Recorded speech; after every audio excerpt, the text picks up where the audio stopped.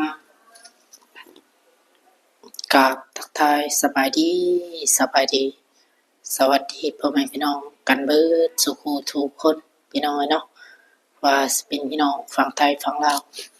หรือทางต่างประเทศพ่อแม่พี่น้องเนาะก็ยินดีต้อนรับเข้าสู่ช่องของบ้านเรือนบ้านนาอีกคือเก่าคือเดิมพ่อแม่พี่น้องเนาะโดยเสร็จเก่าเสร็จเดิมพี่น้องเอ้ยโอเคพี่น้องเอ้ยเปิดคลิปเปิดภาพมาในมื้อนี้ก็มีคลิปมานำเสนออีกคือเก่าพ่อแม่พี่น้องเนาะโดยพี่น้องก็มีพอ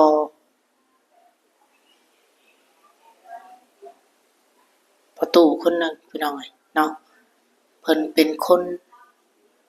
กัมพูชาพี่น้องเนาะเพิ่นอาศัยอยู่ฝั่งลาวพี่น้องเนาะแต่เพิ่นเป็นคนเร่ร่อนพี่น้องเนาะก็วันนี้ได้เห็นกับในคลิปของเตียงทองเพิ่นพี่น้องเนาะก็ค่อนข้างจะหนักพี่น้องเนาะเพราะว่าบ่มีที่พึ่งพาพี่น้องเนาะเพราะว่าเป็นคนเร่ร่อนคือว่าเป็นคนตกหล่นว่าซะจ้ะพี่น้องเพิ่นก็อาศัยอยู่ฝั่งลาวพี่น้องแต่อาศัยอยู่ถนนหนทางพี่น้องเพิ่นก็อยู่ข้างทางเนาะอยู่ข้างทางเพิ่นก็จอดยางรถพี่น้องก็แต่ว่าเพิ่นต้นปลายสาเหตุเพิ่นมาจั่งใดไปจั่งใดก็ไปติดตามรับชมเบิ่งในคลิปของอ้ายเตียงทองเพิ่นพี่น้องเนาะโอเคพี่น้องเว้าหลายใจยังเนาะการจั่งใดก็เดี๋ยวไปเบิ่งไปชมคลิปในคลิปของอ้ายเตียงทองเพิ่นพี่น้องต้องกันได้เห็นแล้วก็น่าสงสารเพิ่นพอสมควรอยู่พี่น้องเนาะไปพี่น้องเดี๋ยวไปเบิ่งไปชมนํกันพี่น้องว่าสิเป็นจั่งใดไปรับชมรับฟังนํกันพี่น้องว่าเพิ่นที่ไปที่มาของเพิ่นมาจั่งใดไปจั่งใดจึงตกอยู่ฝั่งลาวพี่น้องเนาะเพิ่นก็เป็นคนเร่ร่อนพี่น้องเห็นแล้วก็น่าสงสารพอสมควรอยู่พี่น้องเนาะพอหูอยู่ว่าใครอยู่เสียหู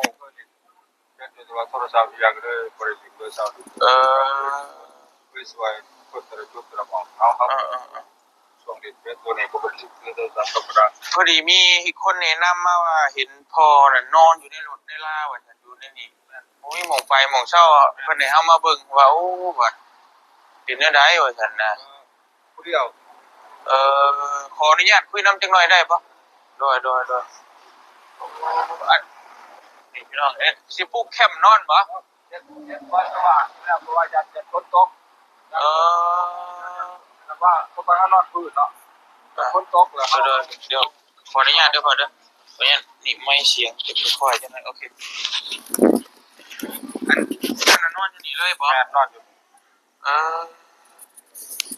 พี่น้องอันมงนึงเข้าเป่าไผแล้วอันนั้นคือเป็นหยังจังพ่อสะเล็งจอดยางรถเออเครื่องจอดยางรถพาเฮายางเลาะเบิ่งได้บ่จักหน่อยนี่พี่น้องเนาะเดี๋ยวสิมาถามเล่าที่ไปที่มาเปลี่ยนไปมาแนวใดนี่หม้องอยู่หม้องนอนว่าเป็นจังซี่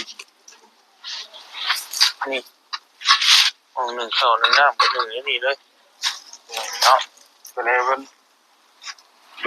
เป็นสเตอร์รถแล้วก็ย่างรถทานย่างแบบขายตัวนี้เป็นยางรถตัวนั้นโดยอันนี้อุปกรณ์ที่ว่าเจ้า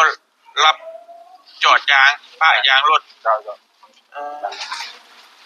แสดงว่ามันเป็นรถเป็นอย่างไม่ใช่นี่เจ้าเคลื่อนที่ไปเรื่อยๆบ่พอบ่ได้เคลื่อนช่วงก่อนก็เคลื่อนช่วงมีเครื่องสิบ่ได้เคลื่อนเพราะว่าเขาก็รับเครื่องนำคือบางเช้านี่ก็เนี่ยหม้อไฟตัวนั้นเขาก็รับขี่ไปหอดเฮาไปออกข้าวเดียวนึงเขาก็เอานำไปแล่นนำบ่ค่อยใช้เอาไปสอดยางรถของวัยรุ่นเนาะ ยังรักกันสำ รั เนี ก ยเนาะ รักเด้นี่มารักเอาไปเฮาก็นำเอาคืนนะบัดไปในข้าวเดียวมาเนี่ยเขาก็รักแหละเป็นตู่เป็นนี่เขาก็รักแบบนั้น อืม ก็รักจังว่าจักชีวิตแบบใดอยู่ว่าแบบใดเฮาว่าก็เขียนอยู่ก็คิดว่าอีกคู่อยู่เอาตัวจักสิเฮาเป็นคนผู้เดียวแต่ก่อนเคยเอาลูกกับเมียอะไรแยกทางกันนี่นะแยกทางกันก็เลยว่ากันแยกทางกันแต่เฮาก็เรือนซ่านบ่มีเนาะเรือนซ่านบ่มีเอาเมียก็มีไปเรือนซ่านบ่มีแล้วก็เลยไปอยู่เซาอยู่ไปสังเซาอยู่แล้วก็มาหากินแบบนี้เฮาสิเที่ยวไปเซาของเที่ยวเซาของหลายมันก็เซามันก็บ่ได้เพราะว่ามันอาศัยรถมันก็เพตลอดมันเพเรื่อยๆแล้วเฮาอยู่นี่คนตัวเฮาก็บ่ได้อยู่ก็อยู่โดยบ่ได้เฮ็ดบ่ได้ค้าขายหยังผิดกฎหมายหยังบ่ได้ผิดบ้านเมืองเฮาก็อยู่ไปติดต่อหากินไปวันๆไปคนผู้เดียวเคยมีเมียก็แยกทางกันก็บ่มีเพื่อนบ่มีชาติหรอกแต่ว่าสังคมก็มุมมองของสังคมแต่ว่าบ่ทุกคนหรอกแต่ว่าบางคนก็เป็นว่ารังเกียจอยู่นั่นน่ะแต่ห้องดาของไปตามทางขี่รถจักรก็ห้องดามีห้องดาเฮานี่มักบ่มีเฮือนอยู่แบบนั้นล่ะเพราะว่าประเทศลาวนี่เขาจังซี่แล้วคำประเทศไทยนี่เฮามีคนสวยแล้วว่าประเทศลาวนี่สวยบ่ได้สวยแต่เขาก็ห้องใส่เฮ็ดหยังขึ้นมายังบ่ได้ผ่านสั่งขึ้นมาตั้งเองซั่นสินะก็ได้จอดยางรถเขาก็มาถามหลายๆคนกับจอดซ่อมแปลงยังบ่เฮาจอดแต่ยางรถเอาซั่นเราก็บ่มีก็อยู่กันเซาคือกันเซาจ้ะก็บอกมันก็อยู่ไปจังซี่ล่ะบ่สิว่าหมู่ก็คือว่าหมู่เว้าออกข้างนี้เข้าข้างนี้ออกข้างนี้เฮาแบบบริษัทนะบริสุทธิ์แล้วก็ห้องด่าเฮาแบบแล้วก็บอกเป็นบ้าบอกเสียเส้น เพิ่นว่าจะฮะ แล้วก็เว้าก็ขี่รถใกล้กับคนบ่รู้จักกันดอก เพื่อนชาติบ่มีคนบ่เพื่อนชาติบ่มีครับแล้วก็เว้าแบบนั้นน่ะเฮาก็มีแต่ว่าเสยปล่อยว่างไปเฮาบ่สนอยู่กินไปแบบนั้น คือว่าแน่น่ะเนาะเอ่อ ก็ช่วงเรียนเฟซข้อยก็เคยเห็นอยู่แต่ว่าส่วนคนนึงก็เคยเห็น พอมาอยู่นี่แต่หึงแล้วบ่ อยู่ทุกคนก็อยู่หันทุกคนก็อยู่หันทุกคนก็อยู่บนตลาดโลกวันอยู่หันตั้งแต่อยู่โอ้6-7 ปีได้บ่เป็น100 ปีได้อยู่หลายปีแล้วต่างแต่ว่าเวลาอยู่เพิ่นไปคนมาขายเฟอ2-3 วันก็อยากให้เฮานี่หรือว่าอยากตีตัวกับเฮาอยากให้เฮาเป็นลูกน้องว่าง่ายๆเนาะก็สิว่าซะเฮาซื้อของอยู่กินก็ให้เรานี่ไปเฮ็ดกินแล้วมาบ่ใช้วันนะไปเฮ็ดกินบัดนี้เครื่องกองขายไก่เฮานี่เอารถเฮาไปซื้อโทรไซค์เฮาไปซื้อบัดนี้เฮาก็บ่เฮ็ดบัดน่ะเฮามาเฮาก็อยู่เฮากินเฮาแบบนั้นยามเฮานอนกลางเว้นทั้งลูกค้าเข้าร้านเป็นหลายเข้าร้านเบิ่อยู่เพิ่นก็อันนั้นแหละเพิ่นก็เฮาเว้าแต่เฮาได้ไปปลุกเฮาลุกบ่ให้เฮานอนยามเฮานอนทำหยังอยู่ในบนนั้นแต่ว่าอยู่บนอันเดบนเขาขายเพิ่นเฮาไปอยู่หั่นเฮาก็ว่าเฮาเป็นเสือว่าอยู่คนละส่วนตัวเว้ากันเว้าเฮาแต่ละเป็นบาเสียเส้นแบบเต็มก็เว้าว่าเฮาบ่อยากมีเรื่องเฮาผู้เดียวคันเฮาสิไปมีเรื่องนำเขาเฮานี่คือสิบ่ชนะเขาแล้วจังสู้เฮามันยุ่งยากแล้วเฮาหนีมาอยู่ปีอายุปีก็บ่ได้โดนทุกคนได้โดนอยู่ปีนึงประมาณแต่ยามฝนบางฝนมานี่แหละ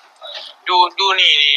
มันเป็นดินเพิ่นแล้วนี่เนาะ ไปดินเพิ่นแล้วเจ้าของดินเพิ่นก็มาเจ้าของดินเพิ่นก็มาผมก็ว่าแต่ว่าเฮาเจ้าของดินเด้อเจ้าของดินเฮาก็ว่าเฮาก็บ่มีบ่สู่บ่เซาเฮาขอเพิ่งหาอยู่หากินนำนี่แหละแต่ว่าเฮาก็ว่าเพียงแต่ว่าเพิ่นมีการสงสารเฮานี้แต่ว่าเพิ่นบ่มีการสงสารเฮาก็หากินมื้อละ10 ละ20ไปจังซี่เฮาบ่อยู่เฮา เพิ่นก็บ่ได้ว่าหยัง เพิ่นก็ว่าอยู่ซ้ำมีก่อสร้างเฮาก็ย้ายดอกแล้วก็ว่ามีแต่บ่ให้มันเปื้อนเด้อเจ้าของดินเฮาก็ว่าเจ้าเท่านั้นแปลงวันอันนี้เฮาถ้าฝนตกเฮามันสิบ่นอนไปเบิ่งหม่องแล้วเฮ็ดหม่องอยู่หม่องนอนพี่น้องเนาะ เดี๋ยววันนอนครับเดี๋ยวเข้า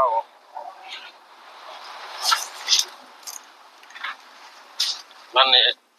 แปลงวันนอนนี่เป็นไม้สดเลยไม้สดแล้วแปลงบนนี้ไม้อันนี้เป็นไม้แล้วตัวเอาไม้มาตัดไม้รวม เอาไม้เลี้ยงลำไว้ แม่นไม้เลี้ยงลำเนาะไม้เลี้ยงลำเลยตัวนี้เอาขึ้นเอาใส่ไว้ยันฝนตกเอาเห็ดไว้ส่วนอะไรจังว่าเอาเขาเลยซะตัวนั้นมันติดแน่เอาเขาอันนี้ไม้เลี้ยงลำแจ้งว่าข้างบนแจ้งสิเอาออกไปเบิ่งอีกเอาเปิดเอาประมาณนั้นก็สิว่าแล้วทุกแต่ว่าทุกสะเมาเนี่ยยังมีคนดูถูกยังมีคนดีไซน์อยู่นะ คือหันเขาแล้วนี่คืออยู่วันหันเขาค้าเรื่อง2เรื่องใส่เฮาอยากให้เฮาซื้อนั่นนี่สู้กินอยู่เขามีรถใหญ่ขี่อยู่ก็แต่ว่าเขาอีสานเฮาบ่ตอบเขาได้เขาตอบเฮาบ่ชนะดอกเฮาคนผู้เดียวเขาหลายคนนะเฮาบ่ชนะเขาจังสู้เฮาลบหนีก่อนเขาอยู่พุ่นเขาอยู่พี่เฮาก็บ่ตอบเขาเว้าหยังก็เฉยเฮาบ่ตอบเขาประเทศคือคนโง่ไปแหล้วเว้าบ้านเฮานี่แต่ซ้ำข่อยนี่ว่าเพิ่นบ่มีคนบ่อิสาเขาเป็นบ้าบักเสียเส้นบักบ่มีเงินอยู่เขาก็เว้าเฮาแบบ เพราะว่า เขาก็เว้าเขาขี่รถแต่คนก็บ่ได้รู้จักกันเฮาก็แบบปล่อยว่างไปนะคือธรรมะไปในหัวใจอุเบกขาไปวางเฉยไปเฮาบ่มีทางสู้เขาดอกเฮาก็บ่อิสาไผแต่มาอยู่นี่ก็ทางบ้านเมืองเพิ่นก็ติดตามเบิ่งเฮาก็บ่ได้ค้าขายบ่ได้ผิดกฎหมายค้าขายอย่ามาบ่อิสาไผบ่รักของไผเฮาอยู่แต่เฮาคันเพิ่นมาถามมันก็ตอบแต่นั้นน่ะเฮาก็ฟุกเฮาก็เว้าเงินซ่านบ่มีแต่ก่อนก็เคยมีเมียแต่ก็ยังข้างกันแม่นว่าบ่เข้ากันก็ปากันโดนแล้ว อันขอโทษเด้อพออยู่บ้านใดเมืองใดมันเกิดมันนอน มันเกิดแท้เนี่ยมาไต่อยู่นะ ที่ใช่ ก่อนแม่ตายคนแล้วคนแรกไปคนเกิดแท้เนี่ยพอสื่อเนาะกัมพูเชียคนนี้มา คน แต่ กัมพูเชีย เป็นตัวมาแต่เป็นตัว สร้างว่าเถอะ แต่มาอยู่เป็นเอิ้นว่ามาเป็นตัวมาอยู่ปีก็เอาเปียยังก็มีสมโนยังตอนนั้นปัจจุบันนั้นเราสมโนก็มีสมโนมีอยู่สมโน อ๋อ เบิ่งก็ได้สมโนมีอยู่แต่สมโนขึ้นก็บ้านเราแต่ก่อนเอาเมียอยู่บรรทัดเป็นสมโนเนาะ เดี๋ยวพอเบิ่งหน่อยหนึง ได้โอเคหักสมโนแต่ปี2012พุ่นบ่ได้เปลี่ยน ชาพี่น้องสร้างว่าเถอะเฮ้ยอีหยังเนี่ยคืออยากเชื่อ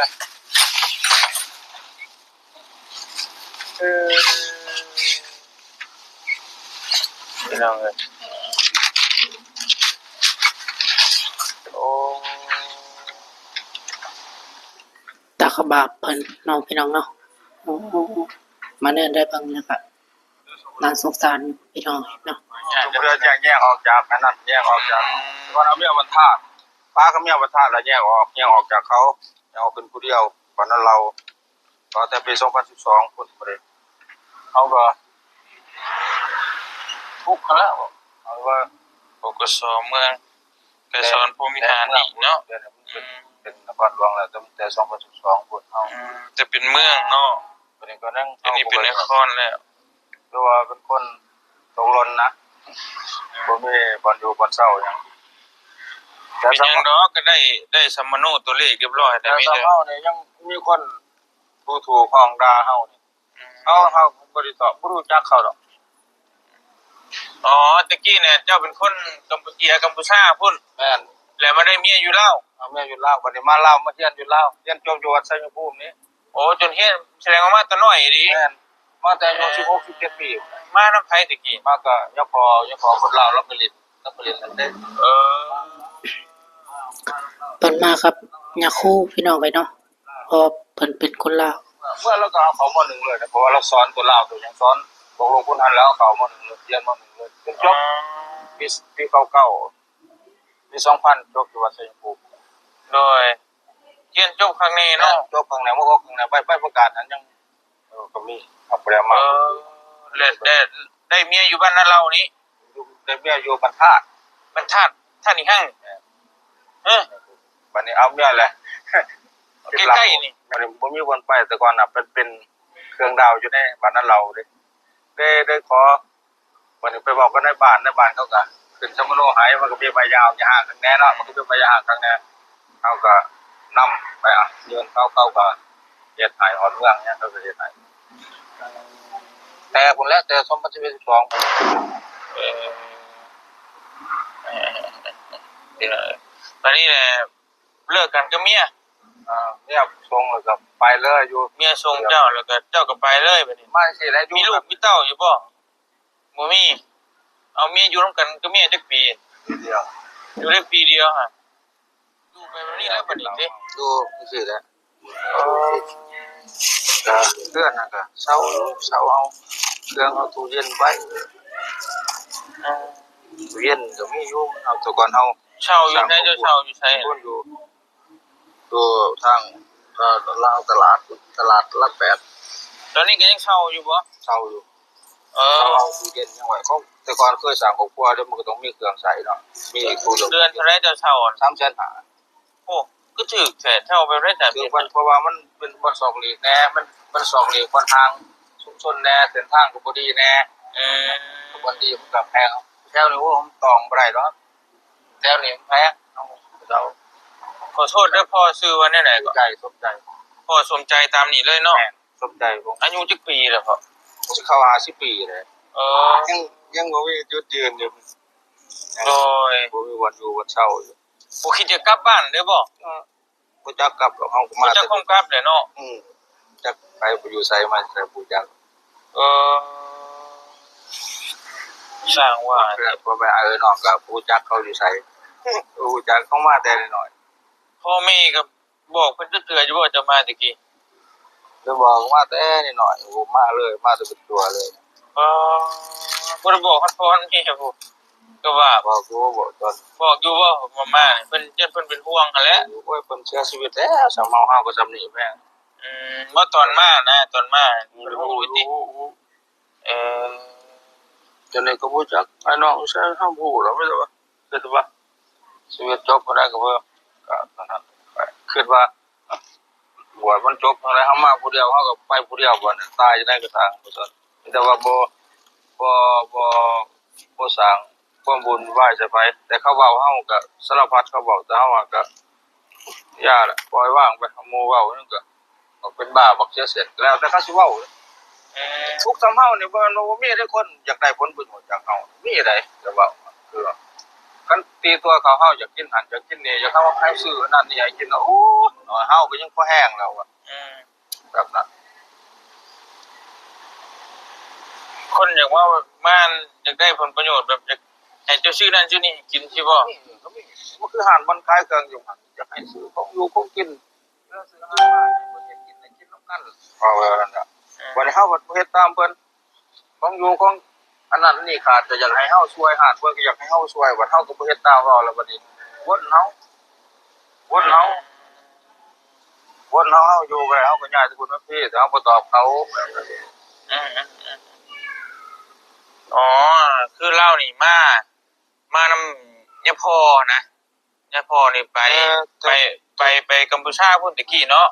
แต่เจ้าก็ชนิดชนมก็เพิ่นฮักแท้งเจ้าเลยแพงเพิ่นชวนมาอยู่พี่น่ะมาเลยแต่ปี1995พุ่นก็พอดีบ่เตียงหาก็เกิดพี่น้องเอ้ย 1995 มาตั้งแต่ยังน้อยเลยนะพี่น้องเอ้ยเนาะ ตัวพี่น้องเอ้ยเอาบัดนี้เฮาสิมาเบิ่งหม่องเจ้าเฮ็ดนั่นอยู่ไสพอ จอดยางบ่มองเกิดมันเกิดยางจอดในช่วงจอดยางแต่ว่าช่วงนี้เฮ็ดแปลงวันนอนซื้อคือวันเทปมันก็บ่ได้ก็แปลงวันนอนซื้อจอดยางชุดนี้เด้จอด ได้จอดอยู่บ่แต่ละมื้อ เฮ็ดอยู่มื้อนึง 2-3 คันเลย ขั้นเท่าไหร่สมมุติว่าจอด เพราะว่าจอดยางนี่ก็ช่วงนี้ก็บ่ได้จอดช่วงนี้ก็บ่ได้จอดเครื่องบ่ประทัดบ่พอก็ได้จะเปลี่ยนใส่60,000มีแต่เปลี่ยนใส่เลยติอันนี้มีหยังซั่น ตู้ฮะเครื่องเสียง ตู้หยังก็ ตู้เพลงช่วงก่อนเมียแต่ก่อนไม่เมียเพิ่นบ่ม่วนน่ะ นี่นะพี่น้องมันปักมันเศร้ากันอยู่ข้างทางพี่น้องเอ้ยเนาะ เอาไว้เลยโอ้ยเอาไว้ อันนี้ป้ายรับจอดยางรถจักรเนาะ เจ้า มาจอดเพิ่นมาจอดแต่ก็จะจอดอยู่ใช้จอดอยู่นี่เลย อยู่ เนาะ นี่แหละอยู่นี่หันอยู่นี่ นี่หน่อยมาอยู่แบบนี้เนาะน้ำในเอาใช้กินไปเอา จักพุ่น ตลาดโลกพวก เอารถจักรนี่ไปตักพุ่นตลาดโลกพุ่นมาพี่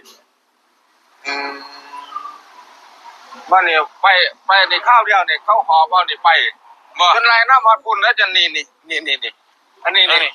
สลักโอ้ยว่าผู้ที่มาเห็นลักไปหอหันลักไป ซ้ำนี่ก็รักของกันเนาะ นี่จะเฮาทันไปหอหันโอ้ไปเขาจะสิเอาไปซอดป่าบ่โอ้บ่ของเฮา900,000น่ะเพราะว่าโอ้บ่โคตรลักว่ะตู้ตี้เขาลักไหนเขาลักถึงตู้น้อยๆซ้ำนี่เอาไปพาบ่เห็นลักแล้วลักเบิดแหละซ้ำเฮานี่สิว่าทุกซ้ำเฮานี่ยังมีคนกับเฮาอยู่ได้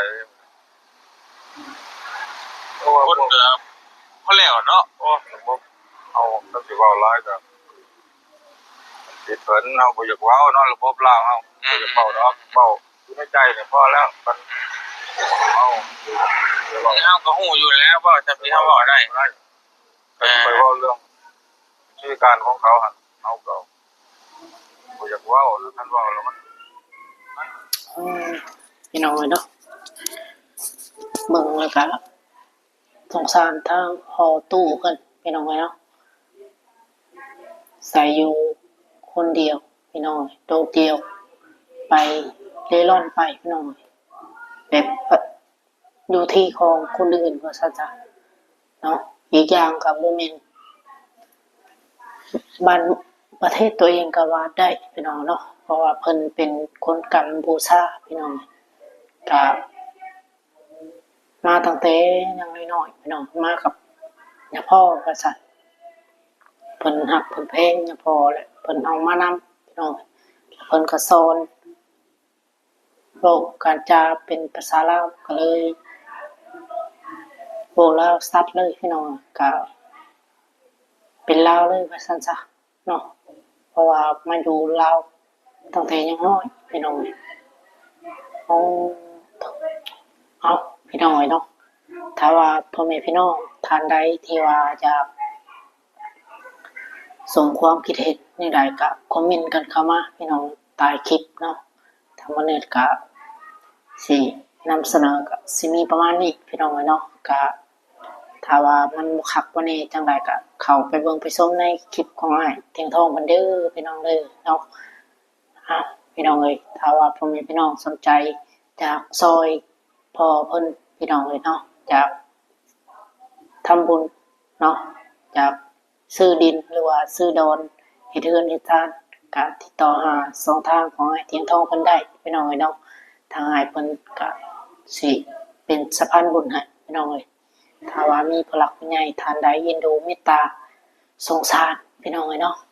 ก็ติดต่อหาสองทางของอ้ายเพิ่นได้เด้อพี่น้องเด้อเนาะเอาโอเคพี่น้องเอ้ยคลิปนี้ก็สิมีประมาณนี้เนาะก็เพิ่นก็สิขอตัวลาจบคลิปไปก่อนพี่น้องก็ขอบใจขอบคุณพ่อแม่พี่น้อง FC ที่ฮักเพลงเบิดสุขุทุกคนพี่น้องเอ้ยเนาะที่เข้ามาติดตามและรับชมแต่ต้นจนถึงวันนี้พี่น้องเอ้ยเนาะจนฮอดมื้อนี้เนาะผู้ใดที่ว่ายังทันได้ติดตามก็ฝากเป็นกำลังใจติดตามรับชมซอยเบิ่งคลิปเพื่อกดคำโฆษณาให้ปานนั้นให้เด้อพี่น้องเด้อเนาะเพื่อมีรายได้เพิ่มเติมพี่น้องเอ้ยปานนั้นก็บ่จักมีสิหาแล้วก็มาถ่ายคลิปพี่น้องเอ้ยเพื่อหารายได้เสริมว่าซั่นซะพี่น้องเอ้ยเพื่ออยากมีรายได้เพื่ออยาก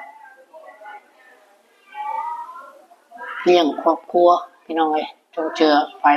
วันๆพี่น้องเอ้ยถึงสิบ่น้อยบ่หลายก็แต่ก็พอจินเจือไปวันๆพี่น้องเอ้ยจังไดก็ฝากให้เด้อพี่น้องเอ้ยฝากเนื้อฝากตัวนำแน่พี่น้องเอ้ยเนาะทำมื้อนี้ก็สิมีประมาณนี้เด้อพี่น้องที่เอาคลิปมานำเสนอเนาะจังไดถ้าว่าพ่อแม่พี่น้องสนใจความคิดเห็นนี่ได้ก็คอมเมนต์กันเข้ามาใต้คลิปพี่น้องเอ้ยเอาพี่น้องโอเคก็ขอบใจขอบคุณหลายๆพี่น้องอยู่ดีมีแฮงร่ำรวยเบิดทุกคนพี่น้องเนาะก็สำหรับคลิปนี้เพิ่นก็จะขอตัวลาไปก่อนหากว่าเฮ็ดผิดพลาดประการใดก็ต้องขอโทษขออภัยหลายๆเด้อพี่น้องเด้อสำหรับคลิปนี้มื้อกล่าวคำว่าสบายดีสวัสดีพ่อแม่พี่น้องกันเบิดสุขคนพี่น้องบ๊ายบายพบกันคลิปหน้าพี่น้องเนาะ